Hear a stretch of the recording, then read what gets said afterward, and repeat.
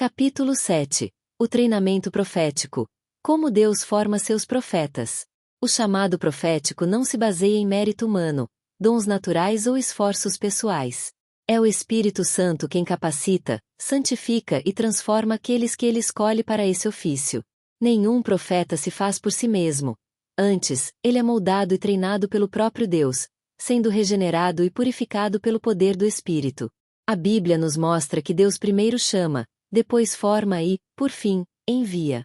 Entre o chamado e o envio, há um processo intenso de preparação, no qual o Espírito Santo trabalha na vida do profeta, transformando seu caráter, ensinando-lhe obediência e quebrando tudo que não reflete a vontade de Deus. Neste capítulo, vamos explorar como Deus treina seus profetas, os processos pelos quais eles passam e os desafios que enfrentam antes de estarem prontos para serem porta-vozes do Senhor. O processo de chamado e formação profética. O chamado de Deus e a iniciativa do Espírito Santo. Nenhum profeta escolhe ser profeta. O chamado vem exclusivamente de Deus, e a capacitação vem do Espírito Santo, que regenera o profeta e o transforma segundo a vontade de Deus. Samuel foi chamado ainda criança e treinado na presença de Deus antes de começar a profetizar. Primeiro livro de Samuel capítulo 3, versículos 4 ao 10. Isaías foi purificado antes de ser enviado. O Espírito Santo tocou seus lábios com uma brasa viva para removê-lo de sua impureza. Isaías capítulo 6, versículos 6 a 8. Jeremias foi separado antes mesmo de nascer, mostrando que o chamado profético é obra da soberania divina. Jeremias capítulo 1, versículos 4 ao 5. O profeta não pode se auto-escolher. Ele só pode ser chamado por Deus e preparado pelo Espírito Santo. 2. O processo de quebra e regeneração pelo Espírito. Após o chamado, o Espírito Santo inicia um processo de transformação profunda, no qual ele limpa, purifica e fortalece o profeta.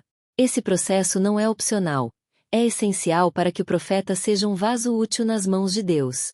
Esse tratamento pode acontecer de várias formas. Isolamento e separação. Deus frequentemente leva seus profetas para um período de solitude. Elias foi enviado ao ribeiro de Quirite, onde foi sustentado sobrenaturalmente. Primeiro livro dos Reis capítulo 17, versículos 2 ao 6. Humilhação e dependência total de Deus. Moisés passou 40 anos no deserto antes de ser enviado para libertar Israel. Êxodo capítulo 3, versículos 1 ao 12. Provação e maturidade espiritual. José recebeu sonhos proféticos, mas foi vendido como escravo e preso antes de ver a promessa se cumprir. Gênesis capítulos 37 ao 41. O Espírito Santo molda o caráter do profeta e o leva a um nível de santidade que ele não pode alcançar sozinho. É ele quem regenera, santifica e capacita para que o profeta possa exercer seu chamado. Os testes no treinamento profético. Deus não libera a unção sem antes testar o coração e a fidelidade do profeta. Esses testes não são para que Deus descubra se o profeta é digno, mas para que o próprio profeta entenda sua total dependência do Espírito Santo. O teste do silêncio de Deus. Todo profeta passará por momentos em que parece que Deus está em silêncio.